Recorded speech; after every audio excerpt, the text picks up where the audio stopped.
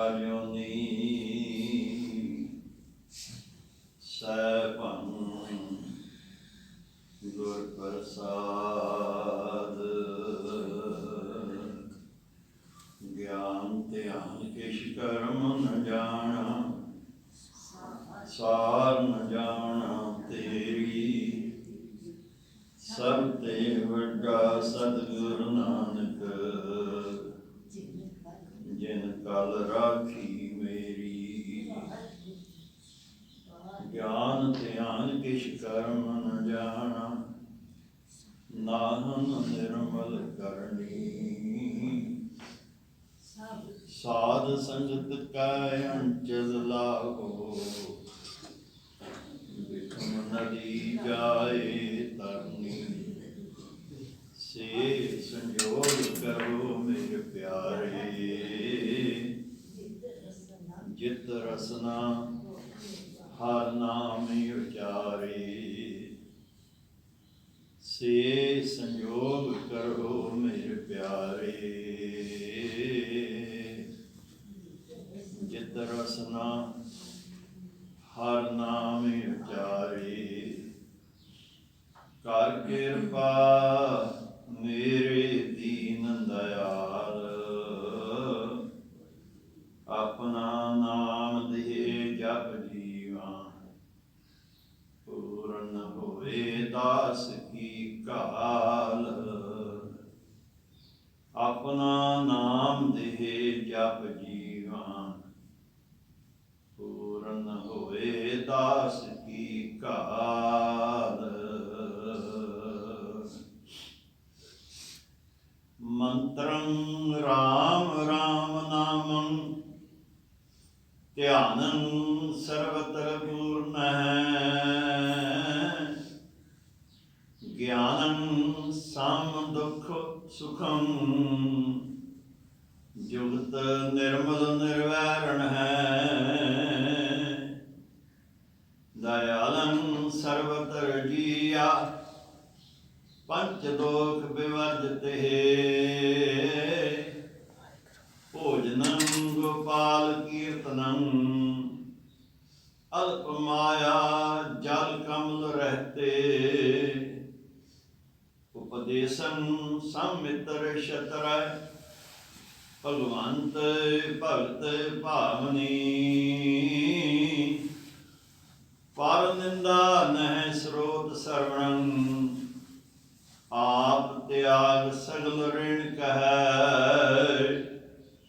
ਖਟ ਲਖਿਆਣ ਪੂਰਨ ਪੁਰਖ, ਨਾਨਕ ਨਾਮ ਸਾਧ ਸੁਵਜਨഃ।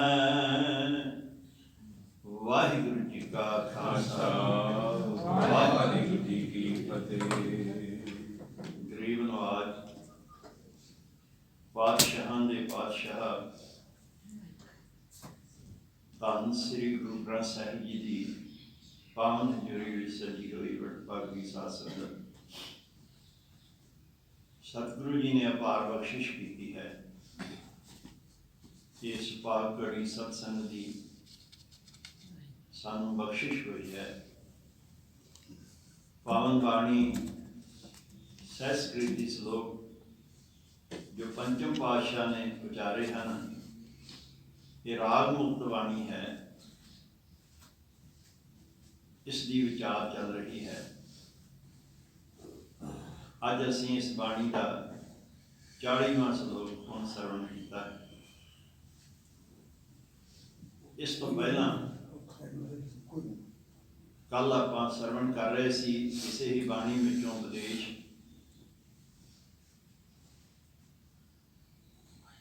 ਕਿ ਜਿਨ੍ਹਾਂ ਨੂੰ ਵਾਹਿਗੁਰੂ ਪਰਮੇਸ਼ਰ ਦਾ ਇਹ ਅਹਿਸਾਸ ਹੋ ਜਾਂਦਾ ਹੈ, ਉਸ ਨੂੰ ਸਿਮਰਦਿਆਂ ਕਿ ਹਰ ਥਾਂ ਹੈ, ਕੋਈ ਅਜਿਹੀ ਜਗ੍ਹਾ ਨਹੀਂ ਹੈ ਜਿੱਥੇ ਉਹ ਨਹੀਂ ਹੈ। ਉਹ ਸਾਡੇ ਅੰਦਰ ਵੀ ਹੈ, ਸਾਡੇ ਬਾਹਰ ਵੀ ਹੈ। ਜਿਹੜਾ ਸਾਡੇ ਅੰਦਰ ਹੈ ਉਹੀ ਬਾਹਰ ਹੈ। ਜਿਨ੍ਹਾਂ ਨੂੰ ਇਹ ਅਹਿਸਾਸ ਹੋ ਜਾਂਦਾ ਹੈ, ਉਹਨਾਂ ਦੇ ਉੱਤੇ ਵਿਕਾਰਾਂ ਦੇ ਚਿੱਕੜ ਦਾ ਕੋਈ ਅਸਰ ਨਹੀਂ ਹੁੰਦਾ ਹੈ। ਅਜਿਹੇ ਜੋ ਰੱਬ ਦੇ ਪਿਆਰੇ ਹਨ, ਉਹਨਾਂ ਦੇ ਵਾਸਤੇ ਜ਼ਹਿਰ ਵੀ ਅੰਮ੍ਰਿਤ ਬਣ ਜਾਂਦਾ ਹੈ। ਦੁਸ਼ਟ ਸੱਜਣ ਬਣ ਜਾਂਦੇ ਹਨ, ਦੁੱਖ ਸੁੱਖਾਂ ਦੇ ਵਿੱਚ ਬਦਲ ਜਾਂਦੇ ਹਨ, ਡਰ ਨਿਰਭੈਤਾ ਵਿੱਚ ਬਦਲ ਜਾਂਦਾ ਹੈ। ਜੇ ਕਿਤੇ ਕੋਈ ਟਿਕਾਣਾ ਨਹੀਂ ਹੈ ਤਾਂ ਵਾਹਿਗੁਰੂ ਪਾਤਸ਼ਾਹ ਉਹਨਾਂ ਨੂੰ ਟਿਕਾਣੇ ਵਾਲਾ ਬਣਾ ਦਿੰਦਾ ਹੈ। ਨਾਮ ਦੇ ਸਹਾਰੇ ਨਾਲ ਕੇਵਲ ਟਿਕਾਣੇ ਵਾਲਾ ਹੀ ਨਹੀਂ ਬਣਦਾ, ਉਸ ਨੂੰ ਨਿਆਸਰਿਆਂ ਦਾ ਆਸਰਾ ਵੀ ਬਣਾ ਦਿੰਦਾ ਹੈ। ਇਸ ਤਰ੍ਹਾਂ ਮਹਾਰਾਜ ਨੇ ਬਖਸ਼ਿਸ਼ ਕੀਤੀ ਕਿ ਗੁਰਸਿੱਖੋ, ਵਾਹਿਗੁਰੂ ਪਰਮੇਸ਼ਰ ਤੇ ਇਸ ਤਰ੍ਹਾਂ ਦਾ ਭਰੋਸਾ ਬਣਾਓ ਕਿ ਜਿਹੜਾ ਸਾਰਿਆਂ ਦੇ ਹਿਰਦਿਆਂ ਨੂੰ ਸ਼ਾਂਤ ਕਰਦਾ ਹੈ, ਉਸ ਵਾਹਿਗੁਰੂ ਪਰਮੇਸ਼ਰ ਦੀ ਹੀ ਮੇਰੇ ਤੇ ਕਿਰਪਾ ਹੈ। ਮੇਰੇ ਮਨ ਨੂੰ ਸ਼ਾਂਤੀ ਦੇਣ ਵਾਲਾ ਵੀ ਹੈ। ਜਿਹੜਾ ਸਾਰਿਆਂ ਦੇ ਕਾਰਜ ਸਵਾਰਦਾ ਹੈ, ਉਹੀ ਮੇਰੇ ਵੀ ਉਹੀ ਕਾਰਜ ਸਵਾਰਦਾ ਹੈ। ਸਾਰਿਆਂ ਦੇ ਵਿੱਚ ਹੁੰਦਾ ਹੋਇਆ ਵੀ ਉਹ ਨਿਰਲੇਪ ਹੈ, ਮਾਇਆ ਦੇ ਪ੍ਰਭਾਵ ਤੋਂ ਮੁਕਤ ਹੈ, ਫਸਦਾ ਨਹੀਂ ਹੈ, ਕਿਸੇ ਵੀ ਗੱਲ ਦੇ ਵਿੱਚ, ਕਿਸੇ ਮੋਹ ਦੇ ਵਿੱਚ ਫਸਦਾ ਨਹੀਂ ਹੈ ਜਿਵੇਂ ਅਸੀਂ ਫਸੇ ਪਏ। ਕਰਦਾ ਸਭ ਕੁਝ ਉਹੀ ਹੈ। ਇਨਸਾਨ ਦੇ ਅੰਦਰ ਜੋ ਵਿਕਾਰਾਂ ਦੀ ਅੱਗ ਹੈ, ਤ੍ਰਿਸ਼ਨਾ ਦੀ ਅੱਗ ਹੈ, ਈਰਖਾ ਦੀ ਅੱਗ ਹੈ, ਇਸ ਅੱਗ ਨੂੰ ਸ਼ਾਂਤ ਕਰਨ ਵਾਸਤੇ ਨਾ ਤਾਂ ਚੰਦਰਮਾ ਦੀਆਂ ਠੰਡੀਆਂ ਰਿਸ਼ਮਾਂ ਹੀ ਕੰਮ ਕਰਦੀਆਂ ਹਨ, ਨਾ ਹੀ ਚੰਦਨ ਦੇ ਲਾਏ ਹੋਏ ਮੱਥੇ ਤੇ ਟੀਕੇ, ਜਿਹੜੇ ਟਿੱਕੇ ਲਾਉਂਦੇ ਹਨ, ਉਹਨਾਂ ਨਾਲ ਇਹ ਸ਼ਾਂਤ ਹੁੰਦੀ ਹੈ। ਨਾ ਹੀ ਸਰਦ ਰੁੱਤ ਜਿਹੜੀ ਹੈ, ਭਾਵੇਂ ਕਿੰਨੀ ਵੀ ਸਰਦੀ ਪਵੇ, ਇਹ ਇਸ ਨੂੰ ਸ਼ਾਂਤ ਕਰ ਸਕਦੀ ਹੈ। ਜੇ ਸ਼ਾਂਤ ਹੋ ਸਕਦੀ ਹੈ ਤਾਂ ਕੇਵਲ ਗੁਰਮੁਖਾਂ ਦੀ, ਸੰਤਾਂ ਦੀ ਸੰਗਤ ਕਰਨ ਦੇ ਨਾਲ ਹੁੰਦੀ ਹੈ। ਕਿਹੜੇ ਸੰਤਾਂ ਦੀ ਸੰਗਤ ਕਰਨ ਦੇ ਨਾਲ ਇਹ ਅੱਗ ਸ਼ਾਂਤ ਹੁੰਦੀ ਹੈ, ਕਿਹੋ ਜਿਹੇ ਹੁੰਦੇ ਹਨ, ਕੀ ਨਿਸ਼ਾਨੀਆਂ ਹਨ ਉਹਨਾਂ ਦੀਆਂ, ਉਹ ਮਹਾਰਾਜ ਅੱਜ ਜਿਹੜਾ ਆਪਾਂ ਸਲੋਕ ਹੁਣ ਸਰਵਣ ਕੀਤਾ 40ਵਾਂ, ਇਸ ਵਿੱਚ ਦੱਸ ਰਹੇ। ਮੰਤਰੰ ਰਾਮ ਰਾਮ ਨਾਮੰ ਧਿਆਨੰ ਸਰਵਤਰ ਪੂਰਨ ਹੈ। 6 ਲੱਛਣ ਦੱਸੇ ਹਨ ਇਸ ਸਲੋਕ ਦੇ ਵਿੱਚ ਰੱਬ ਦੇ ਪਿਆਰਿਆਂ ਗੁਰਮੁਖਾਂ ਦੇ, ਜਿਨ੍ਹਾਂ ਨੂੰ ਸੰਤ ਕਿਹਾ ਹੈ, ਸਾਧ ਕਿਹਾ ਹੈ, ਗੁਰਬਾਣੀ ਵਿੱਚ ਬ੍ਰਹਮ ਗਿਆਨੀ ਕਿਹਾ ਹੈ, ਸੇਵਕ ਕਿਹਾ ਹੈ। ਸੇਵਕ ਸ਼ਬਦ ਵੀ ਅਜਿਹੇ ਵਾਸਤੇ ਹੀ ਆਇਆ। ਪਹਿਲਾ ਲੱਛਣ ਕੀ ਹੈ, ਪਹਿਲਾ ਗੁਣ ਕੀ ਹੈ ਉਹਨਾਂ ਦਾ? ਹਰ ਇੱਕ ਲਾਈਨ ਦੇ ਅਰਥ ਉਸ ਦੇ ਪਿਛਲੇ ਪਾਸੇ ਹੋਣ। ਸ਼ੁਰੂ ਤੋਂ ਕਰਾਂਗੇ, ਦੋ ਅਰਥ ਬਣ ਜਾਣਗੇ ਹਰ ਲਾਈਨ ਦੇ। ਜੇ ਉਸ ਨੂੰ ਪਿਛਲੇ ਪਾਸੇ ਸ਼ੁਰੂ ਕਰਾਂਗੇ ਹਰ ਇੱਕ ਲਾਈਨ ਦੇ ਅਰਥ, ਤਾਂ ਉਹਦਾ ਫਿਰ ਇੱਕ ਲੱਛਣ ਬਣੇਗਾ। ਧਿਆਨੰ ਸਰਵਤਰ ਪੂਰਨ ਹੈ। ਵਾਹਿਗੁਰੂ ਪਰਮੇਸ਼ਰ ਨੂੰ ਧਿਆਨ ਵਿੱਚ ਰੱਖ ਕੇ, ਭਾਵ ਆਪਣੇ ਮਨ ਦੇ ਵਿੱਚ ਉਸ ਵਾਹਿਗੁਰੂ ਪਰਮੇਸ਼ਰ ਦਾ ਧਿਆਨ ਰੱਖਦੇ ਹਨ, ਜਿਹੜਾ ਸਭ ਥਾਂ ਹੀ ਹੈ, ਹਰ ਥਾਂ ਹੀ ਹੈ। ਕੀ ਕਰਦੇ ਹਨ ਧਿਆਨ ਵਿੱਚ ਰੱਖ ਕੇ? ਮੰਤਰੰ ਰਾਮ ਰਾਮ ਨਾਮੰ, ਹਰ ਵੇਲੇ ਹੀ ਗੁਰਮੰਤਰ ਦਾ ਜਾਪ ਕਰਦੇ ਰਹਿੰਦੇ ਹਨ। ਹਰ ਵੇਲੇ ਹੀ ਰਸਨਾ ਦੇ ਉੱਤੇ ਵਾਹਿਗੁਰੂ ਦਾ ਨਾਮ ਜਿਹੜਾ ਹੈ, ਇਹ ਉਹਨਾਂ ਦੀ ਰਸਨਾ ਦੇ ਉੱਤੇ ਹੁੰਦਾ ਹੈ। ਮਹਾਰਾਜ ਨੇ ਗੁਰਬਾਣੀ ਨੂੰ ਵੀ ਮੰਤਰ ਕਿਹਾ ਹੈ। ਗੁਰਮੰਤਰ, ਮੂਲ ਮੰਤਰ, ਗੁਰਬਾਣੀ, ਤਿੰਨ ਵੱਖਰੇ ਵੱਖਰੇ ਹਨ, ਲੇਕਿਨ ਤਿੰਨ ਵੱਖਰੇ ਵੱਖਰੇ ਹੁੰਦਿਆਂ ਹੋਇਆਂ ਵੀ ਇੱਕ ਹੀ ਹੈ। ਤਿੰਨ ਜਾਪਦੇ, ਲੇਕਿਨ ਇੱਕ ਹੈ ਨਾ। ਇਹ ਅਵਸਥਾ ਦੇ ਅਨੁਸਾਰ ਜਿਵੇਂ ਜਿਵੇਂ ਸਿਮਰਨ ਕਰਦੇ ਕਰਦਿਆਂ ਅਵਸਥਾ ਬਦਲਦੀ ਜਾਂਦੀ ਹੈ, ਤਿਵੇਂ ਤਿਵੇਂ ਇਹ ਇੱਕ ਪਾਸਾ ਆ ਪੈਂਦੇ। ਇੱਕ ਅਜਿਹੀ ਅਵਸਥਾ ਆਉਂਦੀ ਹੈ ਜੀਵਨ ਦੇ ਵਿੱਚ, ਜਿੱਥੇ ਜਾ ਕੇ ਗੁਰਬਾਣੀ ਵੀ ਨਾਮ ਹੀ ਬਣ ਜਾਂਦੀ ਹੈ, ਤੇ ਨਾਮ ਜਿਹੜਾ ਹੈ ਉਹ ਬਾਣੀ ਬਣ ਜਾਂਦਾ ਹੈ। ਸੋ ਮੰਤਰ, ਮੂਲ ਮੰਤਰ ਅਤੇ ਗੁਰਬਾਣੀ, ਇੱਕ ਹੀ ਭਾਸਦੇ ਹਨ, ਕੋਈ ਵੱਖਰਾ ਨਹੀਂ ਰੱਬ ਦਾ ਪਿਆਰਾ ਸਮਝਦਾ ਹੈ। ਇਸ ਨੂੰ ਬ੍ਰਹਮ ਗਿਆਨ ਦੀ ਅਵਸਥਾ ਕਿਹਾ ਹੈ। ਇਹ ਪੂਰਨ ਪੁਰਖਾਂ ਦੀ ਇਹ ਅਵਸਥਾ ਹੈ, ਜਿਹੜਾ ਪਹਿਲਾ ਲੱਛਣ ਹੈ। ਸੱਚ ਮੰਤਰ ਤੁਮਾਰਾ ਅੰਮ੍ਰਿਤ ਬਾਣੀ, ਸੀਤਲ ਪੁਰਖ ਦ੍ਰਿਸ਼ਟ ਜਾਣ। ਹੁਣ ਇੱਥੇ ਗੁਰਬਾਣੀ ਨੂੰ ਮੰਤਰ ਕਿਹਾ, ਅੰਮ੍ਰਿਤ ਬਾਣੀ ਨੂੰ ਮੰਤਰ ਕਿਹਾ। ਆਪਾਂ ਇਹ ਨਹੀਂ ਕਹਿ ਸਕਦੇ ਕਿ ਇਹੀ ਮੰਤਰ ਹੈ। ਜੇ ਕੋਈ ਬਾਣੀ ਪੜ੍ਹਦਾ ਹੈ ਤਾਂ ਉਹ ਜਿਹੜਾ ਹੈ ਉਹ ਨਹੀਂ ਠੀਕ, ਗੁਰਬਾਣੀ ਪੜ੍ਹਨ ਵਾਲਾ ਠੀਕ ਨਹੀਂ ਹੈ। ਜਿਹੜਾ ਵਾਹਿਗੁਰੂ ਵਾਹਿਗੁਰੂ ਕਰੇ ਉਹ ਵੀ ਠੀਕ ਹੈ, ਇਹ ਨਹੀਂ। ਵਾਹਿਗੁਰੂ ਵਾਹਿਗੁਰੂ ਦਾ ਜਾਪ ਕਰਨ ਵਾਲੇ ਨੇ ਗੁਰਬਾਣੀ ਜ਼ਰੂਰ ਪੜ੍ਹਨੀ ਹੈ, ਅਤੇ ਗੁਰਬਾਣੀ ਪੜ੍ਹਨ ਵਾਲੇ ਨੇ ਵਿੱਚ ਨਾਲ ਨਾਲ ਹੀ ਵਾਹਿਗੁਰੂ ਮੰਤਰ ਦਾ ਜਾਪ ਵੀ ਕਰਨਾ ਹੈ। ਦੋਨਾਂ ਦੀ ਸਾਂਝ ਰੱਖਣੀ ਹੈ। ਦੂਜਾ ਕੀ ਉਹਨਾਂ ਦਾ ਗੁਣ ਹੈ, ਗਿਆਨੰ ਸਮ ਦੁੱਖ ਸੁਖੰ ਜੁਗਤ ਨਿਰਮਲ ਨਿਰਵੈਣ। ਜੁਗਤ ਨਿਰਮਲ ਨਿਰਵੈਣ, ਜੀਵਨ ਦੀ ਜੁਗਤੀ ਉਹਨਾਂ ਦੀ ਨਿਰਮਲ ਹੁੰਦੀ ਹੈ। ਕੋਈ ਅੰਦਰ ਪਾਪ ਨਹੀਂ ਹੁੰਦਾ ਹੈ। ਜੋ ਅੰਦਰ ਹਨ ਉਹੀ ਬਾਹਰ, ਜੋ ਬਾਹਰ ਹਨ ਉਹੀ ਅੰਦਰ ਹਨ। ਜਿਉਂ ਨਿਰਮਲ ਬਾਹਰੋਂ ਨਿਰਮਲ, ਬਾਹਰੋਂ ਤਾਂ ਨਿਰਮਲ ਜਿਉਂ ਨਿਰਮਲ, ਸਤਿਗੁਰ ਤੇ ਕਰਨੀ ਕਮਾਣੀ।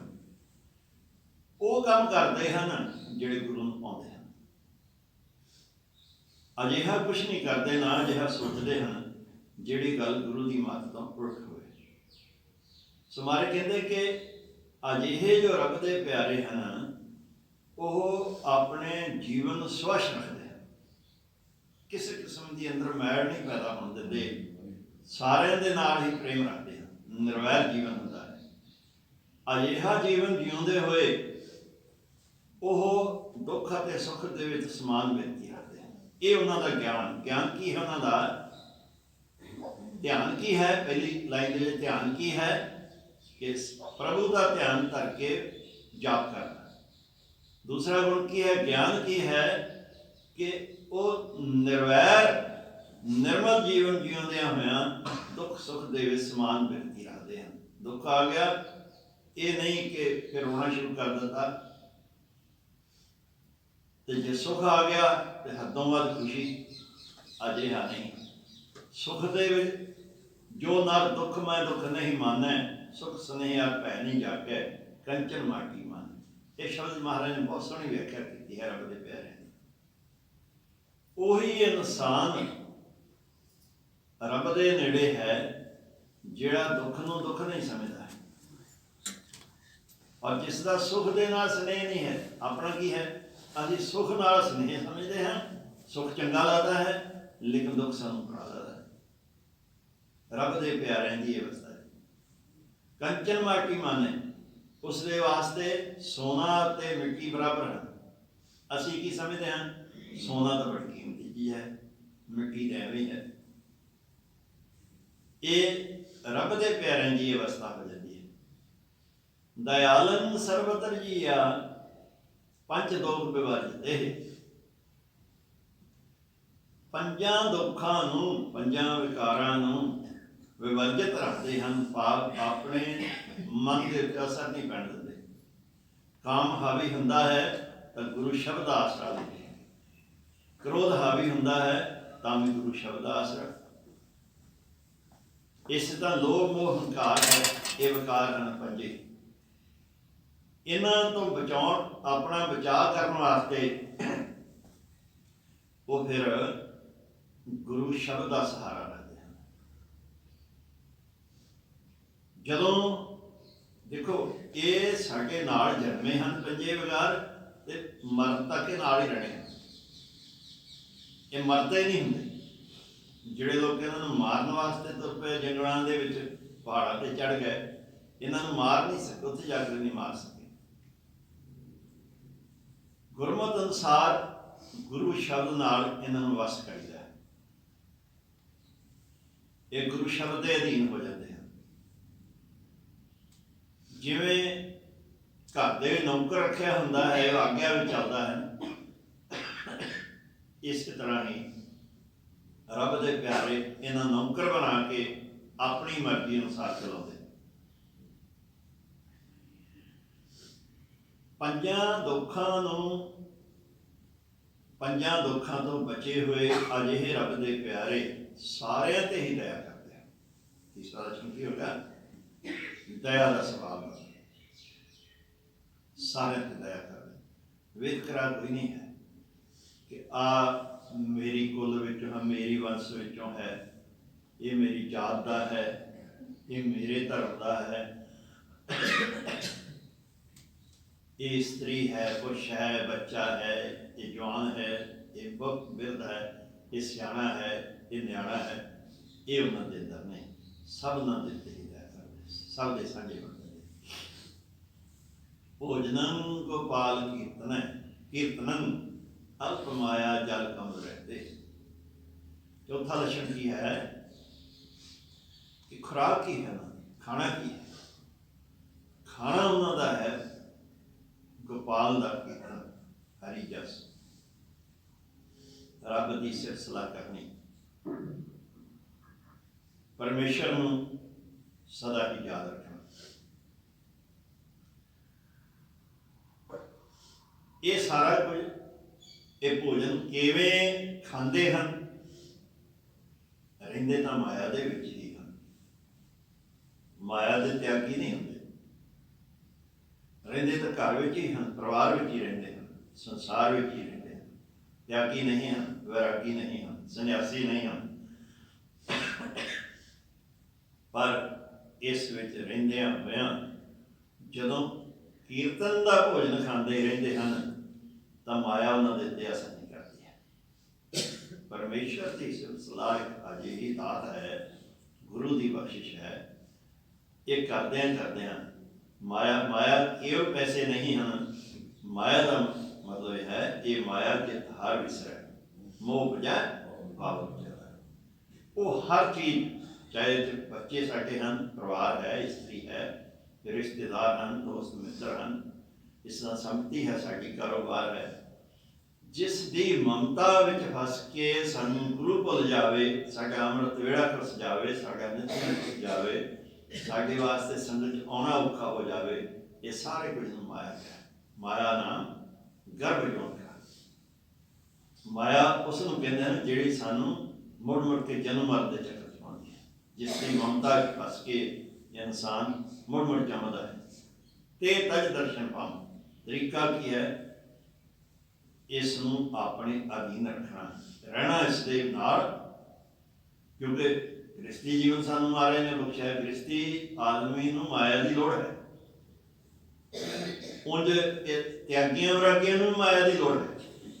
ये नहीं कि माया तो बिना कुछ चलता है उन्होंने काम, उन्होंने वो भी इंसानों नाल अपना संबंध बना के रखना। जो घर नूं त्यागते हैं तो बाहर जाके एक वड्डा डेरा बना के उत्थे चेले बाल के बना लेंदे हैं, वड्डा टब्बर बन जाता है, फर्क कोई नहीं है।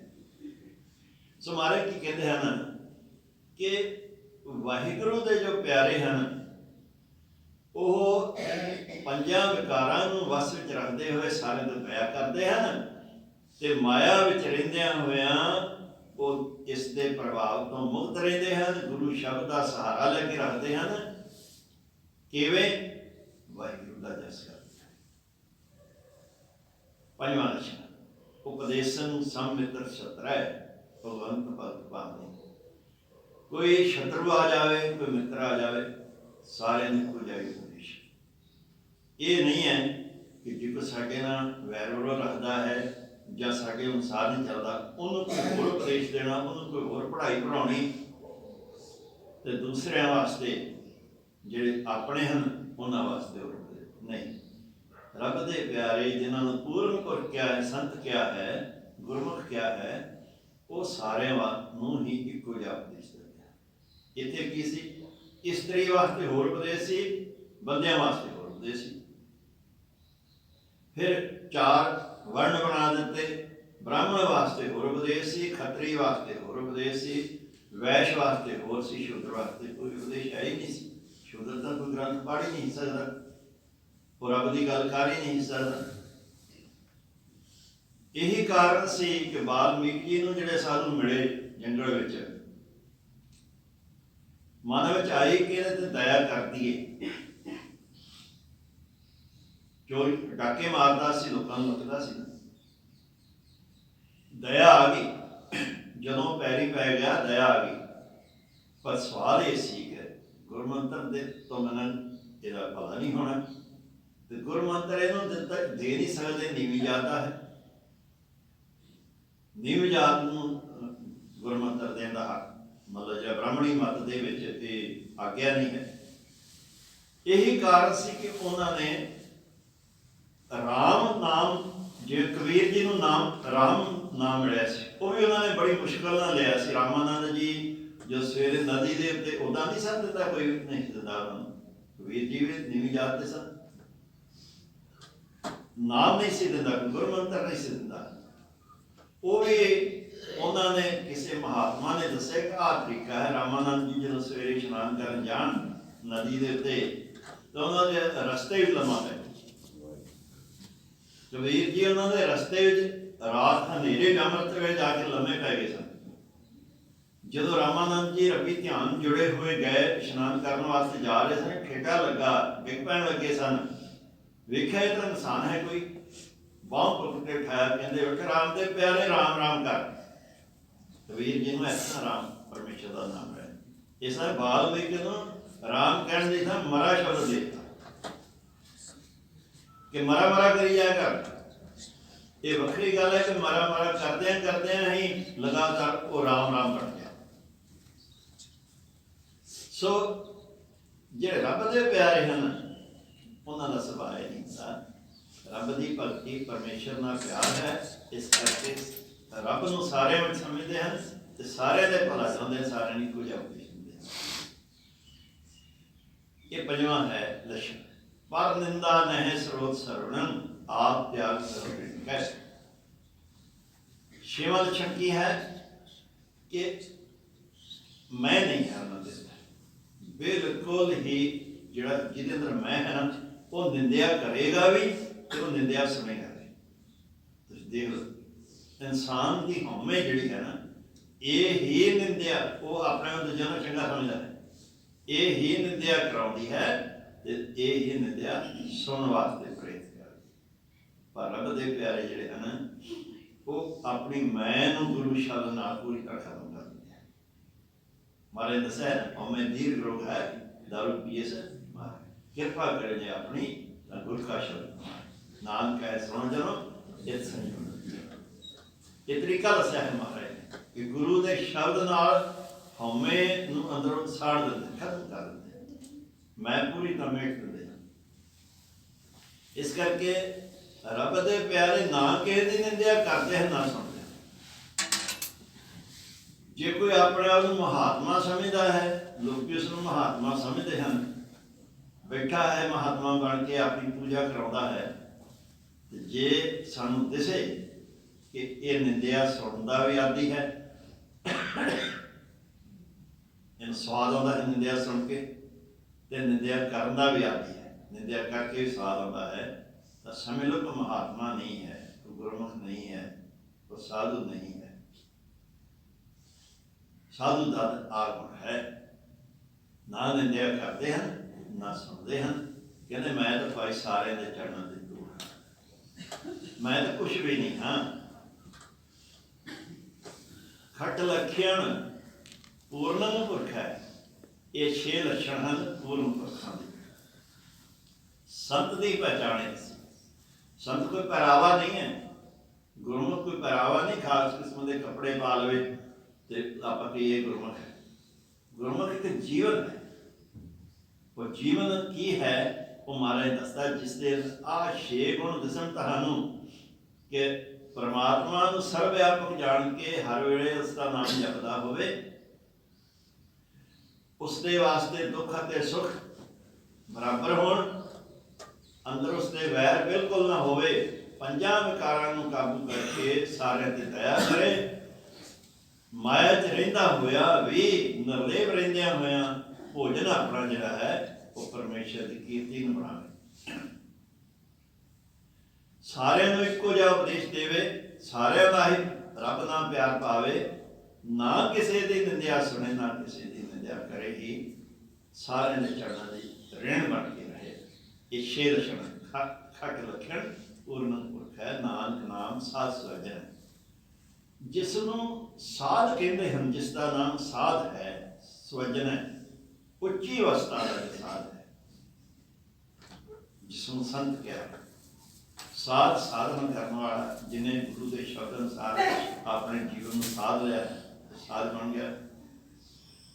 ਜਿਸਨੇ ਸਾਧ ਲਿਆ ਉਹ ਨਿਰਭਉ ਹੋ ਗਿਆ, ਨਿਰਵੈਰ ਹੋ ਗਿਆ। ਜਿਸ ਦੀ ਅਵਸਥਾ ਨਿਰਭਉ ਤੇ ਨਿਰਵੈਰ ਵਾਲੀ ਬਣ ਗਈ, ਉਹਦੇ ਵਾਸਤੇ ਸ਼ਬਦ ਸੰਤ ਵਰਤਿਆ ਗਿਆ ਹੈ। ਉਹ ਮੌਤ ਦੇ ਡਰ ਤੋਂ ਮੁਕਤ ਹੋ ਜਾਂਦਾ ਹੈ। ਸਾਡਾ ਸਾਰਾ ਇਤਿਹਾਸ ਭਰਿਆ ਪਿਆ ਹੈ ਮੌਤ ਦੇ ਡਰ ਤੋਂ ਮੁਕਤ ਰੱਬ ਦੇ ਪਿਆਰੇ ਨਾਲ। ਇਹ ਜਿੰਨਾ ਆਪਾਂ ਇਤਿਹਾਸ ਦੁਹਰਾਉਂਦੇ ਹਾਂ ਅਰਦਾਸ ਦੇ ਵਿੱਚ, ਇਹ ਸਾਰੇ ਹੀ ਇਹ ਸਾਧੂ ਹਨ, ਸੰਤ ਹਨ, ਇਹ ਬ੍ਰਹਮ ਗਿਆਨੀ ਹਨ। ਇਹ ਜੋ ਸ਼ਬਦ ਮਹਾਰਾਜ ਨੇ ਵਰਤੇ ਹਨ, ਸੇਵਕਾਲ, ਇਹ ਇਹਨਾਂ ਵਾਸਤੇ ਹੁੰਦੇ। ਸੋ ਇਹ 6 ਲੱਛਣ ਮਹਾਰਾਜ ਨੇ ਦੱਸਿਆ। ਇਸ 1357 ਅੰਕ ਦੇ ਉੱਤੇ ਇਹ ਸ਼ਲੋਕ ਹੈ। ਸੰਸਕ੍ਰਿਤ ਦੇ ਸ਼ਲੋਕਾਂ ਵਿੱਚ ਇਹ 40ਵਾਂ ਸ਼ਲੋਕ ਹੈ। ਦੇਖੋ, ਕਿਉਂਕਿ ਗੁਰੂ ਮਹਾਰਾਜ ਨੇ ਸੰਤਾਂ ਦੀ ਬੜੀ ਮਹਿਮਾ ਕੀਤੀ ਹੈ। ਗੁਰੂ ਗ੍ਰੰਥ ਸਾਹਿਬ ਵਿੱਚ, ਬਾਣੀ ਵਿੱਚ ਬਹੁਤ ਮਹਿਮਾ ਕੀਤੀ ਹੈ। ਜਿਸ ਚੀਜ਼ ਦੀ ਮਹਿਮਾ ਜ਼ਿਆਦਾ ਹੋਵੇ ਮਸ਼ਹੂਰ ਹੋ ਜਾਂਦੀ ਹੈ, ਲੋਕ ਉਸ ਪਾਸੇ ਨੂੰ, ਉਸ ਨੂੰ ਪ੍ਰਾਪਤ ਕਰਨ ਵਾਲ ਤੁਰ ਪੈਂਦੇ ਹਨ। ਇਹੀ ਕਾਰਨ ਹੈ ਕਿ ਬਹੁਤ ਲੋਕ ਭੱਜੇ ਫਿਰਦੇ ਹਨ, ਲੱਭਦੇ ਹਨ ਕਿ ਮਹਾਰਾਜ ਸਾਨੂੰ ਕੋਈ ਪੂਰਨ ਪੁਰਖ ਬ੍ਰਹਮ ਗਿਆਨੀ ਮਿਲ ਜਾਵੇ, ਸਾਨੂੰ ਤੇ ਦਰਸ਼ਨ ਹੋ ਜਾਣ, ਸਾਡਾ ਉਹਦੇ ਰਾਹੀਂ ਭਲਾ ਹੋ ਜਾਵੇ। ਇਹ ਸੋਚਦੇ ਰਹਿੰਦੇ ਹਨ ਤੇ ਤੁਰੇ ਫਿਰਦੇ ਹਨ। ਗੁਰਬਾਣੀ ਦਾ ਸਹਾਰਾ ਛੱਡ ਕੇ ਫਿਰ ਇਸ ਪਾਸੇ ਤੁਰ ਪੈਂਦੇ ਹਨ। ਪਤਾ ਹੈ ਨਹੀਂ ਹੈ ਉਹਨਾਂ ਨੂੰ ਕੋਈ ਕਿ ਪੂਰਨ ਪੁਰਖ ਕੌਣ ਹੈ। ਇਸ ਗੱਲ ਦਾ ਪਤਾ ਨਹੀਂ, ਪਛਾਣ ਤਾਂ ਕੋਈ ਹੈ ਨਹੀਂ ਹੈ, ਕਿਉਂਕਿ ਮਹਾਰਾਜ ਨੇ ਕਿਹਾ ਬ੍ਰਹਮ ਗਿਆਨੀ ਕੀ ਗਤ ਬ੍ਰਹਮ ਗਿਆਨੀ। ਹੁਣ ਸਾਧੂ ਦੀ ਗਤੀ, ਸਾਧੂ ਦੀ ਵਡਿਆਈ ਨੂੰ ਸਾਧੂ ਹੀ ਜਾਣਦਾ ਹੈ। ਜੇ ਰੱਬ ਨਾਲ ਭੇਦ ਹੈ, ਉਸ ਦੀ ਪਹਿਚਾਣ ਸੰਸਾਰੀ ਬੰਦਾ ਕਿਵੇਂ ਕਰ ਲੇਗਾ? ਜਿਹੜਾ ਅੱਜ ਇਸ ਪਾਸੇ ਨੂੰ ਤੁਰਿਆ ਹੈ, ਉਹ ਸੁਖਮਨੀ ਸਾਹਿਬ ਦੇ ਵਿੱਚੋਂ 7ਵੀਂ ਅਸ਼ਟਪਦੀ ਪੜ੍ਹ ਕੇ ਜਦੋਂ ਸਾਧੂ ਦੀ ਮਹਿਮਾ ਪੜ੍ਹਦਾ ਹੈ ਨਾ, ਬਸ ਉਹਦੇ ਦਿਮਾਗ 'ਚ ਹੀ ਘੁੰਮੀ ਜਾਂਦਾ ਹੈ ਕੋਈ ਸਾਧੂ ਮੈਨੂੰ ਮਿਲ ਜਾਵੇ। ਇਸ ਕਰਕੇ ਕਈ ਵਾਰੀ ਕੀ ਹੁੰਦਾ ਹੈ, ਮਹਾਰਾਜ ਨੇ ਹਿਰਨ ਦੀ ਉਦਾਹਰਨ ਦਿੱਤੀ ਹੈ 12 ਸਿੱਕੇ ਦੀ। ਕਸਤੂਰੀ ਵਾਹਿਗੁਰੂ ਨੇ ਉਸ ਦੇ ਅੰਦਰ ਪਾਈ, ਉਸ ਦੀ ਨਾਭੀ ਵਿੱਚ ਕਸਤੂਰੀ ਹੈ। ਉਹਨੂੰ ਸੁਗੰਧੀ ਆਉਂਦੀ ਹੈ ਨਾ, ਭੱਜਦਾ ਹੈ, ਸੁਗੰਧੀ ਨੂੰ ਲੱਭਦਾ ਫਿਰਦਾ ਹੈ, ਝਾੜੀਆਂ ਦੇ ਵਿੱਚ ਸੰਘਦਾ ਫਿਰਦਾ ਹੈ। ਬਸ ਸੁਗੰਧੀ ਝਾੜੀਆਂ ਥੋੜ੍ਹੀ ਹੈ, ਸੁਗੰਧੀ ਤਾਂ ਉਸਦੇ ਅੰਦਰ ਹੈ, ਅੰਦਰੋਂ ਲੱਭਦੀ ਨਹੀਂ ਹੈ। ਕਿਸੇ ਸੰਘਣੀ ਝਾੜੀ ਜਿਸਦੇ ਸਿੰਘ ਪਾ ਜਾਂਦੇ ਹਨ, ਨਿਕਲਦੇ ਨਹੀਂ, ਪੂਰਾ ਜੋਰ ਆਉਂਦਾ ਹੈ, ਫਿਰ ਉੱਥੇ ਹੀ ਉਸਦੀ ਮੌਤ ਹੋ ਜਾਂਦੀ ਹੈ। ਬਿਲਕੁਲ ਇਸੇ ਹੀ ਤਰ੍ਹਾਂ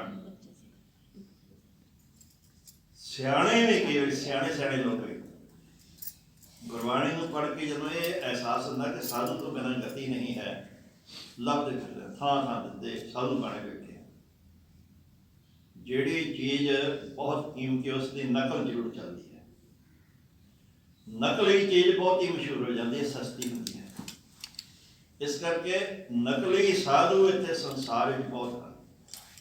ਕਿਤੇ ਕਿਤੇ ਰੱਬ ਦਾ ਪਿਆਰਾ ਹੈ, ਐਨ ਵਿਰਲੇ ਨਾ ਹੀ ਘਣੇ,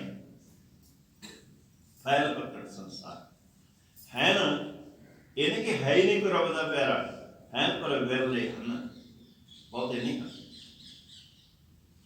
ਸੋ ਲੱਭਦਿਆਂ ਕਿਸੇ ਇਹੋ ਜਿਹੇ ਡੇਰੇ 'ਚ ਜਾ ਕੇ ਫਸ ਜਾਂਦੇ ਆ, ਫਿਰ ਨਿਕਲਣਾ ਔਖਾ ਹੋ ਜਾਂਦਾ। ਆਪਣੇ ਸਾਹਮਣੇ ਘਟਨਾਵਾਂ ਵਾਪਰੀਆਂ। ਇੱਕ ਇਹੋ ਜਿਹਾ ਬਾਬਾ ਜਿਹੜਾ ਗੁਰੂ ਬਣਿਆ ਬੈਠਾ ਜੀ, ਹੁਣ ਜੇਲ੍ਹ ਦੇ ਵਿੱਚ ਹੈ। ਇਹੋ ਜਿਹੇ ਕਈ ਹਨ ਜਿਹੜੇ ਜੇਲ੍ਹ ਵਿੱਚ ਬੈਠੇ ਹੋਏ ਹਨ, ਨਾ ਕਦੋਂ ਕਿਸੇ ਦਾ ਲੜਾ ਹਨ, ਔਰ ਚੇਲਿਆਂ ਦਾ ਮੰਦਾ ਹਾਲ। ਐਸੇ 12 ਸਿੰਘੇ ਵਾਂਗੂ ਫਸੇ, ਬਸ ਉੱਥੋਂ ਨਿਕਲ ਨਹੀਂ ਸਕਦਾ, ਆਪਣਾ ਬਰਬਾਦ ਕਰ ਲਿਆ। ਅਨੇਕਾਂ ਨੇ ਆਪਣਾ ਜੀਵਨ ਬਰਬਾਦ ਕਰ ਲਿਆ। ਇਸ ਕਰਕੇ ਮਹਾਰਾਜ ਨੇ ਕਬੀਰ ਜੀ ਦਾ ਬਚਨ ਗੁਰੂ ਗ੍ਰੰਥ ਸਾਹਿਬ ਲਿਖਿਆ ਹੈ, ਸਾਡੇ ਤੈਤ ਕੀਆ ਵੀ ਬੋਲੇ ਜੀ ਗੱਲ ਸਾਡੇ ਤੈਤ ਧੋਤੀਆਂ ਤੇਹਰੇ ਪਾਇਨ ਤੱਕ ਗਲੀ ਜਿਨ੍ਹਾਂ ਚ ਮਾਲੀਆਂ ਨੋੜ ਕੇ ਹੱਥ ਪੱਗ ਕੋਈ ਹਰਕੇ ਸੰਤ ਨਾ ਆਖੀਆਂ ਬਨਾਸ। ਭੇਖੀ ਬੰਦੇ ਜਿਹੜੇ ਹਨ ਉਹਨਾਂ ਤੋਂ ਬਚਣਾ ਹੈ। ਕੋਈ ਜੀਵਨ ਵਾਲਾ ਗੁਰਸਿੱਖ ਸਾਨੂੰ ਮਿਲ ਜਾਵੇ, ਜੀਵਨ ਵਾਲਾ ਜਿਸ ਦੇ ਅੰਦਰ ਆਹ ਲੱਛਣ ਦੱਸਣ, ਉਹਦੀ ਸੰਗਤ ਕਰਨ ਦਾ ਬਹੁਤ ਲਾਭ ਹੈ। ਚਾਹੇ ਉਹ ਪੈਂਟ ਕੋਟ ਪਾਉਣ ਵਾਲਾ ਕਿਉਂ ਨਾ ਹੋਵੇ, ਟਾਈ ਲਾਉਣ ਵਾਲਾ ਕਿਉਂ ਨਾ ਹੋਵੇ, ਇਹ ਨਹੀਂ ਵੇਖਣਾ ਗੁਰਸਿੱਖ ਨੇ ਕਿ ਇਹਨੇ ਗੋਲ ਪੱਗ ਬੰਦੀ ਹੈ ਜਾਂ ਕਰਵਾਲੇ ਬੰਦੀ ਹੈ। ਜੀਵਨ ਵੱਲ ਅਗਲੇ ਦੇ ਜੀਵਨ ਵਾਲੀ ਚੱਕੋ। ਸਾਡੇ ਤੋਂ ਪਹਿਚਾਣ ਕਸਵੱਟੀ ਮਹਾਰਾਜ ਨੇ ਰੱਖ ਦਿੱਤੀ ਹੈ ਗੁਰੂ ਗ੍ਰੰਥ ਸਾਹਿਬ ਦੇ ਵਿੱਚ। ਇਸ ਕਸਵੱਟੀ ਦਾ ਜਿਹੜਾ ਪਦਾਰਥ ਹੈ ਉਸ ਨੂੰ ਨਮਸਕਾਰ ਕਰਨੀ ਬਣਦੀ ਹੈ। ਜਿਹਦੇ ਅੰਦਰ ਇਹ 6 ਗੁਣ ਹਨ ਉਹ ਨਮਸਕਾਰ ਕਰਨ ਦੇ ਯੋਗ ਹੈ। ਉਸ ਦਾ ਸੰਸਾਰ ਚੋਣਾ ਧੰਦਾ ਦੇ ਯੋਗ ਹੈ। ਉਹ ਆਪ ਹੀ ਤਰਦਾ ਹੈ, ਆਪਣੀ ਕੁੱਲ ਨੂੰ ਵੀ ਤਾਰਦਾ ਹੈ, ਔਰ ਜਿਹੜੇ ਸੰਗੀ ਹਨ ਉਹ ਸਾਰੇ। ਸੋ ਅੱਜ ਦਾ ਜੋ ਦਿਨ ਹੈ ਸਿੱਖ ਇਤਿਹਾਸ ਵਿੱਚ ਬੜਾ ਮਹੱਤਵਪੂਰਨ ਦਿਨ ਹੈ। ਕੱਲ੍ਹ ਦਾਸ ਨੇ ਬੇਨਤੀ ਕੀਤੀ ਸੀ, ਤਿਆਰੀਆਂ ਹੋ ਰਹੀਆਂ ਸਨ। ਰਾਤ ਨੂੰ ਅਨੰਦਪੁਰ ਸਾਹਿਬ ਛੱਡ ਦਿੱਤਾ ਹੈ। ਗਿਣਤੀ ਦੇ ਸਿੰਘ ਮਹਾਰਾਜ ਦੇ ਨਾਲ ਪਰਿਵਾਰ ਹੈ। ਕੱਲ ਸੁਣ ਰਹੇ ਸੀ 3 ਹਿੱਸਿਆਂ ਵਿੱਚ ਮਹਾਰਾਜ ਨੇ ਵੰਡ ਲਿਆ। ਜਥਿਆਂ 3 ਜਥੇ ਬਣਾ ਦਿੱਤੇ। ਸਭ ਤੋਂ ਅੱਗੇ ਆਪ ਹਨ ਮਹਾਰਾਜ। ਬਾਬਾ ਅਜੀਤ ਸਿੰਘ ਜੁਝਾਰ ਸਿੰਘ ਉਹਨਾਂ ਦੇ ਨਾਲ ਹਨ। ਫਿਰ ਉਸ ਤੋਂ ਛੋਟੇ ਸਾਹਿਬਜ਼ਾਦੇ ਹਨ, ਮਾਤਾਵਾਂ ਹਨ, ਦਾਦੀ ਮਾਤਾ ਗੁਜਰੀ ਜੀ ਹਨ। ਇਸੇ ਤਰ੍ਹਾਂ ਉਸ ਤੋਂ ਮਗਰ ਹੋਰ ਸਿੰਘ ਹਨ। ਸਰਸਾ ਨਦੀ ਦੇ ਉੱਤੇ ਜਾ ਕੇ ਮਹਾਰਾਜ ਨੇ ਬਾਬਾ ਅਜੀਤ ਸਿੰਘ ਦੀ ਡਿਊਟੀ ਲਾ ਦਿੱਤੀ ਕਿ ਤੁਸੀਂ ਪਿਛਲੇ ਜਥੇ ਨਾਲ ਰਲੋ। ਚੰਗੇ ਤਕੜੇ ਸਿੰਘ ਜਿਹੜੇ ਸਨ ਉਹਨਾਂ ਨੂੰ ਪਿਛਲੇ ਬੰਨੇ ਕਿ ਦੁਸ਼ਮਣ ਆਵੇਗਾ ਸਾਡੇ ਮਗਰੋਂ ਆਏਗਾ, ਜ਼ਰੂਰ ਆਏਗਾ, ਦੇਖ ਲਿਓ, ਤੁਸੀਂ ਉਹਨਾਂ ਨੂੰ ਰੋਕਣਾ ਹੈ ਤਾਂ ਕਿ ਬਾਕੀ ਜਿਹੜਾ ਪਰਿਵਾਰ ਹੈ, ਛੋਟੇ ਸਾਹਿਬਜ਼ਾਦੇ ਹਨ, ਸਾਰੇ ਇਹ ਸਿੰਘ ਹਨ। ਇਹ ਕੌਮ ਹੀ ਭੁੱਖ ਨਾਲ ਕਮਜ਼ੋਰ ਹੋਏ ਸਨ, ਘੋੜੇ ਵੀ ਕਮਜ਼ੋਰ ਹੋਏ ਸਨ, ਇਸ ਕਰਕੇ ਇਹ ਪਾਰ ਲੰਘਣਾ, ਇਹਨਾਂ ਰੁਕਣਾ। ਸਰਸਾ ਨਦੀ ਦੇ ਅਨੰਦਪੁਰ ਸਾਹਿਬ ਵਾਲੀ ਸਾਈਡ ਤੇ ਯੁੱਧ ਹੋਇਆ ਵੀ ਹੈ। ਉਹਦੇ ਵਿੱਚ ਬਹੁਤ ਸਾਰੇ ਸਿੰਘ ਵੀ ਸ਼ਹੀਦ ਹੋਏ, ਦੁਸ਼ਮਣ ਦੇ ਵੀ ਬਹੁਤ ਸਾਰੇ ਲੋਕ ਮਾਰੇ, ਪਰ ਉਹਨਾਂ ਨੂੰ ਰੋਕ ਰੱਖਿਆ। ਫਿਰ ਬਾਬਾ ਅਜੀਤ ਸਿੰਘ ਜੀ ਨਾਲ ਜਿਹੜੇ ਸਿੰਘ ਬਚੇ ਉਹਨਾਂ ਨੇ ਸਰਸਾ ਨਦੀ ਪਾਰ ਕੀਤੀ। ਉਹ ਪਿਛਲਿਆਂ ਨੂੰ ਉਡੀਕ ਰਹੇ ਸਨ, ਪਕੜੀਏ। ਮਹਾਰਾਜ ਸਰਸਾ ਨਦੀ ਪਾਰ ਕੀਤੀ। ਸਰਸਾ ਨਦੀ ਪਾਰ ਕਰਕੇ ਇਹ ਅੰਮ੍ਰਿਤ ਵੇਲਾ ਸੀ। ਇਤਿਹਾਸ ਵਿੱਚ ਲਿਖਿਆ ਹੈ ਕਿ ਮਹਾਰਾਜ ਨੇ ਗੁਰਸਿੱਖਾਂ ਨੂੰ ਕਿਹਾ, ਗੁਰਸਿੱਖੋ ਇਹ ਆਸਾ ਕੀ ਵਾਰ ਦਾ ਵੇਲਾ ਹੋਇਆ ਹੈ, ਬੈਠ ਕੇ ਥੋੜਾ ਜਿਹਾ ਧਿਆਨ 'ਚ ਜੁੜੋ। ਜ਼ਰੂਰ ਜੁੜੇ ਹੋਣਗੇ, ਕਿੰਤੂ ਪਰੰਤੂ ਕੋਈ ਨਹੀਂ ਹੈ ਕਿ ਪਿੱਛੋਂ ਦੁਸ਼ਮਣ ਆ ਰਿਹਾ ਹੈ, ਇੱਕਦਮ ਹੋ ਸਕਦਾ ਹੈ, ਕੋਈ ਕਿੰਤੂ ਨਹੀਂ। ਗੁਰੂ ਦੇ ਵਾਸਤੇ ਸਭ ਕੁਝ ਸੰਭਵ ਹੈ। ਇੱਥੇ ਫਿਰ ਮਹਾਰਾਜ ਨੇ ਦੇਖਿਆ ਕਿ ਹੁਣ ਤਾਂ ਜੂਝਣਾ ਹੀ ਪੈਣਾ ਹੈ। ਜਿਹੜਾ ਕਹੇ ਜਬ ਆਪ ਕਿਉ ਨਿਧਾਨ ਬਣੇ ਆਪ ਹੀ ਹਣ ਮੈਂ ਤਬ ਜੂਝ ਮਰਾਂ, ਇਹ ਤਾਂ ਹੁਣ ਹੋਣਾ ਹੈ। ਸਮੇਂ ਨੂੰ ਵਿਚਾਰ ਲਿਆ ਮਹਾਰਾਜ ਨੇ। ਇੱਥੇ ਫਿਰ ਭਾਈ ਮਨੀ ਸਿੰਘ ਜੀ ਨਾਲ ਸਨ। ਭਾਈ ਮਨੀ ਸਿੰਘ ਜੀ ਨੂੰ ਕਿਹਾ ਕਿ ਤੁਸੀਂ ਮਾਤਾ ਸਾਹਿਬ ਕੌਰ ਜੀ ਤੇ ਮਾਤਾ ਸੁੰਦਰੀ ਜੀ ਜਿਹੜੇ ਹਨ ਇਹਨਾਂ ਨੂੰ ਸੁਰੱਖਿਅਤ ਰਾਹ ਤੇ ਲੈ ਜਾਓ। ਜਿਵੇਂ ਵੀ ਉਹਨਾਂ ਨੂੰ ਪਤਾ ਸੀ ਮਹਾਰਾਜ ਨੂੰ ਕਿ ਜੇ ਦੁਸ਼ਮਣਾਂ ਦੇ ਹੱਥ ਆ ਗਏ ਪਤਾ ਨਹੀਂ ਕਿਸ ਤਰ੍ਹਾਂ ਬੇਵਰਤੀ ਕਰਨਗੇ। ਇਸ ਕਰਕੇ ਉਹਨਾਂ ਨੂੰ ਮਹਾਰਾਜ ਨੇ ਭਾਈ ਮਨੀ ਸਿੰਘ ਸਰਸਾ ਨਦੀ ਪਾਰ ਕਰਦੇ ਉਹਨਾਂ ਨੂੰ ਪਾਸ ਕੀਤਾ। ਭਾਈ ਮਨੀ ਸਿੰਘ ਜੀ ਦੇ ਸਹੁਰੇ ਸਨ ਦਿੱਲੀ ਦੇ ਵਿੱਚ। ਲੱਖੀ ਸ਼ਾਹ ਦਵਾਣੇ ਦਾ ਜਿਹੜਾ ਸੀ ਉੱਥੇ ਮਤਲਬ ਰਿਸ਼ਤੇਦਾਰ ਸੀ ਉਹਨਾਂ ਦੇ ਘਰ, ਜਿਸ ਨੇ ਗੁਰੂ ਤੇਗ ਬਹਾਦਰ ਪਾਤਸ਼ਾਹ ਦੇ ਸਰੀਰ ਦਾ ਆਪਣੇ ਘਰ ਵਿੱਚ ਅੰਤਮ ਸੰਸਕਾਰ ਕੀਤਾ ਸੀ, ਉਸ ਦੇ ਨਾਲ ਨਾਤਾ ਸੀ। ਇਸ ਕਰਕੇ ਕਿਉਂਕਿ ਔਰੰਗਜ਼ੇਬ ਉਸ ਵੇਲੇ ਉੱਥੇ ਨਹੀਂ ਸੀ, ਮਰਾਠਿਆਂ ਨੇ ਬਗਾਵਤ ਕਰਤੀ, ਉਹ ਦੱਖਣ ਵਿੱਚ ਜਾਣਾ ਪਿਆ ਸੀ। ਔਰੰਗਾਬਾਦ ਉੱਥੇ ਹੀ ਰਿਹਾ, ਸਾਰੀ ਉਮਰ ਉੱਥੇ ਹੀ ਮਰ ਗਿਆ ਸੀ। ਗੁਰੂ ਤੇਗ ਬਹਾਦਰ ਜੀ ਦੀ ਸ਼ਹੀਦੀ ਤੋਂ ਬਾਅਦ ਔਰੰਗਜ਼ੇਬ ਦਿੱਲੀ 'ਚ ਨਹੀਂ ਰਹਿ ਸਕਿਆ। ਇਸ ਕਰਕੇ ਭਾਈ ਮਨੀ ਸਿੰਘ ਜੀ ਨੇ ਇਹੀ ਸੋਚਿਆ ਕਿ ਉੱਥੇ ਸੁਰੱਖਿਅਤ ਰਹਿ ਸਕਦੇ ਹਾਂ ਅਸੀਂ। ਭੇਸ ਬਦਲ ਕੇ ਗਏ, ਇਹ ਉੱਥੇ ਰਹੇ। ਇੱਥੇ ਪਰਿਵਾਰ ਵਿਛੜ ਗਿਆ ਸਾਰੇ। ਦੂਸਰੇ ਪਾਸੇ ਮਾਤਾ ਗੁਜਰੀ ਜੀ, ਇਹ ਗੰਗੂ ਬ੍ਰਾਹਮਣ ਜਿਹੜਾ ਗੁਰੂ ਘਰ ਦਾ ਸੇਵਕ ਸੀ, ਬੜਾ ਵਿਸ਼ਵਾਸ ਸੀ ਮਹਾਰਾਜ ਨੂੰ। ਇਹਨਾਂ ਛੋਟੇ ਸਾਹਿਬਜ਼ਾਦੇ, ਇਹਦਾ ਪਿੰਡ ਨੇੜੇ ਹੈ, ਮਰਿੰਡੇ ਦੇ ਨੇੜੇ ਪੈਂਦਾ ਹੈ ਪਿੰਡ, ਇਸ ਦਾ ਸਹੇੜੀ ਪਿੰਡ ਹੈ। ਥੋੜਾ ਜਿਹਾ ਮਰਿੰਡੇ ਤੋਂ ਐਨੂੰ ਆਈਏ ਨਾ ਫਤਿਹਗੜ੍ਹ ਸਾਹਿਬ ਵੱਲ ਨੂੰ, ਤੇ ਸੜਕ ਦੇ ਉੱਤੇ ਬੋਰਡ ਲੱਗਾ ਸਹੇੜੀ, ਉਹ ਇਹਦਾ ਪਿੰਡ ਸੀ। ਮਹਾਰਾਜ ਨੇ ਕਿਹਾ ਕਿ ਤੂੰ ਇਸ ਨੂੰ, ਇਹਨਾਂ ਨੂੰ ਤੂੰ ਸੁਰੱਖਿਅਤ ਥਾਂ ਤੇ ਲੈ ਕੇ ਜਾ। ਮਹਾਰਾਜ ਨਾਲ ਜਿਹੜੇ 40 ਸਿੰਘ ਸਨ, ਨਾਲ ਸਾਹਿਬਜ਼ਾਦਾ ਅਜੀਤ ਸਿੰਘ, ਬਾਬਾ ਜੁਝਾਰ ਸਿੰਘ, ਇਹਨਾਂ ਨੂੰ ਨਾਲ ਲੈ ਕੇ ਆਪ ਮਹਾਰਾਜ ਰੋਪੜ ਵਾਲੇ ਪਾਸੇ ਚੱਲ ਗਏ। ਇੱਥੋਂ ਇਤਿਹਾਸ ਜਿਹੜਾ ਹੈ ਦੇਖੋ, ਇੱਕ ਪਾਸੇ ਇਹ ਤੁਰ ਪਿਆ ਹੈ ਮਾਤਾ ਗੁਜਰੀ ਜੀ ਨਾਲ ਛੋਟੇ ਸਾਹਿਬਜ਼ਾਦੇ ਗੰਗੂ, ਇਹ ਆਉਣ ਵਾਲਾ ਇਤਿਹਾਸ ਹੈ। ਜਿਹੜਾ ਆਹ ਹੈ ਹੁਣ ਦਾ, ਇਹਨਾਂ ਦਿਨਾਂ ਦਾ ਚੱਲ ਰਿਹਾ ਹੈ, ਸਰਸਾ ਨਦੀ ਪਾਰ ਕਰਨੀ। ਮਹਾਰਾਜ ਅੱਜ ਦਿਨ ਦੇ ਟਾਈਮ, ਇਹ ਮਤਲਬ ਹੁਣ ਆਪਾਂ ਸਹੀ ਟਾਈਮ ਨਹੀਂ ਕਹਿ ਸਕਦੇ, ਰੋਪੜ ਪਹੁੰਚੇ ਹਨ। ਰੋਪੜ ਭੱਠਾ ਸਾਹਿਬ ਸਥਾਨ ਹੈ। ਹੁਣ ਦੋ ਗੱਲਾਂ ਹਨ ਇੱਥੇ ਇਤਿਹਾਸ ਦੇ। ਇੱਕ ਤਾਂ ਹੈ ਕਿ ਗੁਰੂ ਮਹਾਰਾਜ ਭੱਠੇ ਦੇ ਤੇ ਇਸ ਕਰਕੇ ਪਹੁੰਚੇ ਕਿ ਰਾਤ ਦੀ ਠੰਡ, ਇੰਨੀ ਠੰਡ, ਨਦੀ ਪਾਰ ਕਰਦਿਆਂ ਕੱਪੜੇ ਵੀ ਭਿੱਜੇ ਹੋਏ, ਘੋੜਿਆਂ ਨੂੰ ਵੀ ਠੰਡ ਲੱਗੀ ਹੋਊਗੀ, ਇੰਨਾ ਠੰਡਾ ਪਾਣੀ। ਉਸ ਭੱਠੇ ਦੀ ਅੱਗ ਸੇਕਣ ਵਾਸਤੇ ਇੱਥੇ ਆਏ। ਇੱਕ ਤਾਂ ਅੱਗ ਸੇਕੀ, ਥੋੜਾ ਆਰਾਮ ਕੀਤਾ, ਫਿਰ ਉੱਥੋਂ ਅੱਗੇ ਵਿਉਂਤ ਬਣਾਈ ਕੀ ਕਰਨਾ ਹੈ। ਦੂਸਰਾ ਹੈ ਇੱਥੋਂ ਦਾ ਹਾਕਮ ਜਿਹੜਾ ਸੀ, ਮਹਾਰਾਜ ਨੇ ਇਸ ਨੂੰ ਸੁਨੇਹਾ ਭੇਜਿਆ ਕਿ ਤੂੰ ਇੱਥੇ, ਉਹਦੀ ਚੰਗੀ ਤਕੜੀ ਹਵੇਲੀ ਸੀ ਇੱਥੇ, ਛੋਟੇ ਕਿਲੇ ਵਰਗੀ, ਕਿ ਤੂੰ ਸਾਨੂੰ ਇਹ ਦੇ ਦੇ, ਅਸੀਂ ਦੁਸ਼ਮਣ ਦਾ ਮੁਕਾਬਲਾ ਕਰਨਾ ਹੈ। ਉਹਨੇ ਨਾ ਕਰ ਦਿੱਤੀ ਤੇ ਕਿਹਾ ਕਿ ਉੱਥੇ ਬਾਹਰ ਮੇਰਾ ਭੱਠਾ ਹੈ, ਤੁਸੀਂ ਉੱਥੇ ਚੱਲ ਜਾਓ। ਤੇ ਉੱਥੇ ਜਿਹੜਾ ਇਤਿਹਾਸ ਲਿਖਿਆ ਉਹ ਇਹੀ ਹੈ ਕਿ ਮਹਾਰਾਜ ਦੇ ਘੋੜੇ ਨੇ ਜਦੋਂ ਉਹਦੇ ਉੱਤੇ ਆਪਣਾ ਪੈਰ ਰੱਖਿਆ ਭੱਠੇ ਦੇ, ਭੱਠਾ ਠੰਡਾ ਹੋ ਗਿਆ।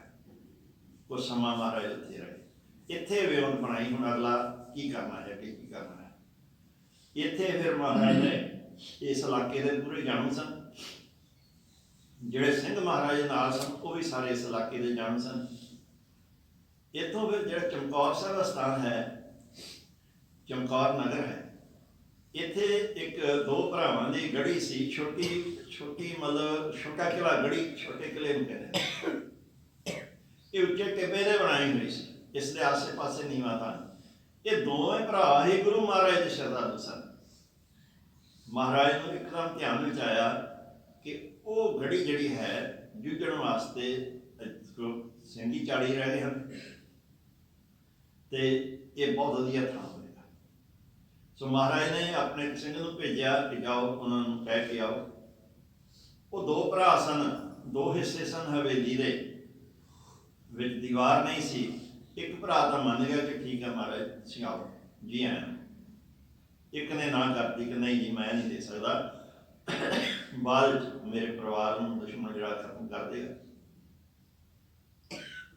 ਸੋ ਜਿਹੜੇ ਭਰਾ ਨੇ ਦੇਤੀ, ਜਿਹੜਾ ਹਿੱਸਾ ਸੀ ਉਸਦਾ, ਮਹਾਰਾਜ ਫਿਰ ਰੋਪੜ ਤੋਂ ਉੱਥੇ ਚਲੇ ਗਏ ਸਿੱਧੇ ਚਮਕੌਰ ਸਾਹਿਬ। ਉੱਥੇ ਉਸ ਗੜੀ ਦੇ ਮੋਰਚਾ ਜਦੋਂ ਲਾਇਆ ਤਾਂ ਦੂਜਾ ਭਰਾ ਜਿਹੜਾ ਉਹ ਵੀ ਡਰਦਾ ਹੋਇਆ ਚਲੇ ਗਿਆ ਕਿ ਪਤਾ ਨਹੀਂ ਇੱਥੇ ਕੀ ਵਾਪਰਨਾ ਹੈ। ਉਹ ਆਪਣੇ ਆਪ ਹੀ ਸਾਰੀ ਜਿਹੜੀ ਸੀ ਉਹ ਗੜੀ ਸੀ ਉਸ ਨੂੰ ਖਾਲੀ ਕਰਕੇ ਚਲੇ ਗਿਆ। ਇੱਥੇ ਅੱਜ ਮਹਾਰਾਜ ਨੇ ਸ਼ਾਮ ਦੇ ਤੱਕ ਜਦੋਂ ਇੱਥੇ ਪਹੁੰਚ ਗਏ ਹਵੇਲੀ ਦੇ ਵਿੱਚ, ਫਿਰ ਇੱਥੇ ਵਿਉਂਤ ਬਣਾ ਲਈ ਕੀ ਕਰਨਾ ਹੈ ਆਉਣ ਵਾਲੇ ਸਮੇਂ। ਇੱਧਰੋਂ ਦੁਸ਼ਮਣ ਨੇ ਮਾਰੋ ਮਾਰੋ ਕਰਦਾ ਆ ਰਿਹਾ ਹੈ। ਜ਼ਫ਼ਰਨਾਮੇ ਜ਼ਿਕਰ ਆਇਆ ਹੈ, ਦਸਮ ਪਾਤਸ਼ਾਹ ਨੇ ਲਿਖਿਆ ਹੈ ਔਰੰਗਜ਼ੇਬ ਨੂੰ, ਤੇਰੀ 10 ਲੱਖ ਫੌਜ ਨੇ ਸਾਨੂੰ ਚਮਕੌਰ ਦੀ ਗੜੀ 'ਚ ਘੇਰਾ ਪਾਇਆ ਸੀ। 10 ਲੱਖ ਲਿਖਿਆ ਹੈ, ਇਹਦਾ ਮਤਲਬ 10 ਲੱਖ ਹੋਏ। ਪਹਾੜੀਆਂ ਦੀਆਂ ਫੌਜਾਂ, ਸੂਬਿਆਂ ਦੀਆਂ ਫੌਜਾਂ, ਸਰਕਾਰੀ ਉਹਨਾਂ ਦੀਆਂ ਫੌਜਾਂ, ਦਿੱਲੀ ਦੀਆਂ ਫੌਜਾਂ ਜ਼ਰੂਰ ਹੋਏ। ਲੁਟੇਰੇ ਲੋਕ ਵੀ ਨਾਲ ਸਨ, ਹੋਰ ਵੀ ਬਹੁਤ ਸਾਰੇ ਰਲ ਗਏ ਸਨ। ਰੰਗੜ ਬੜੇ ਰਲ ਗਏ ਸਨ, ਗੁੱਜਰ ਬੜੇ ਰਲ ਗਏ ਸਨ ਇਹਨਾਂ ਦੇ ਨਾਲ, ਜਿਹੜੇ ਪਹਿਲਾਂ ਵੀ ਗੁਰੂ ਘਰ ਨਾਲ ਦੁੱਖ ਕਮਾਉਂਦੇ ਸਨ। ਇਸ ਕਰਕੇ ਇਹ ਸਭ ਕੁਝ ਠੀਕ ਹੋ ਸਕਦਾ ਹੈ, ਕੋਈ ਕਿੰਤੂ ਨਹੀਂ। ਮਹਾਰਾਜ ਨੇ ਰਾਤ ਦਾ ਸਮਾਂ ਸੀ, ਅੱਜ ਦੀ ਰਾਤ ਲੰਘਾਉਣੀ ਸੀ, ਕੱਲ ਨੂੰ ਯੁੱਧ ਕਰਨਾ ਹੈ। ਔਰ ਅਨੋਖਾ ਯੁੱਧ ਕਰਨਾ ਹੈ, ਕੱਲ੍ਹ ਨੂੰ ਜਿਹੜਾ ਕਰਨਾ ਹੈ। ਸੋ ਪੰਜ ਸਿੰਘਾਂ ਦੀ ਡਿਊਟੀ ਲਾਤੀ ਕਿ ਤੁਸੀਂ ਇੱਕ ਦੀਵਾਰ ਦੇ ਨਾਲ ਪਹਿਰਾ ਦਿਓ, ਔਰ ਨਾਲ ਮਹਾਰਾਜ ਨੇ ਉਹਨਾਂ ਸਿੰਘਾਂ ਨੂੰ ਕਿਹਾ ਕਿ ਵਾਰੀ ਵਾਰੀ ਇਹ ਡਿਊਟੀ ਬਦਲੋ, ਕੁਝ ਆਰਾਮ ਕਰ ਲੈਣ, ਕਿਉਂਕਿ ਸਾਰੀ ਰਾਤ ਦੇ ਜਗਰਾਤਾ ਪਹਿਲਾਂ ਪਤਾ ਨਹੀਂ ਕੀ ਹਾਲ ਹੋਣਾ, ਤਿਆਰੀਆਂ ਕਰਦਿਆਂ ਵੀ 2 ਦਿਨ ਲੰਘ ਗਏ ਸਨ। ਇਸ ਕਰਕੇ ਕੁਝ ਆਰਾਮ ਕੀਤਾ, ਕੁਝ ਨੇ ਫਿਰ ਉਹ ਜਾ ਕੇ ਉਹ ਪਹਿਰਾ ਦੇਣਾ ਤੇ ਫਿਰ ਉਹਨਾਂ ਨੇ ਆਰਾਮ ਕੀਤਾ। ਮਹਾਰਾਜ ਨੇ ਨਹੀਂ ਆਰਾਮ ਕੀਤਾ, ਚਾਹੇ ਮਹਾਰਾਜ ਨੇ ਬਿਲਕੁਲ ਨਹੀਂ ਆਰਾਮ ਕੀਤਾ।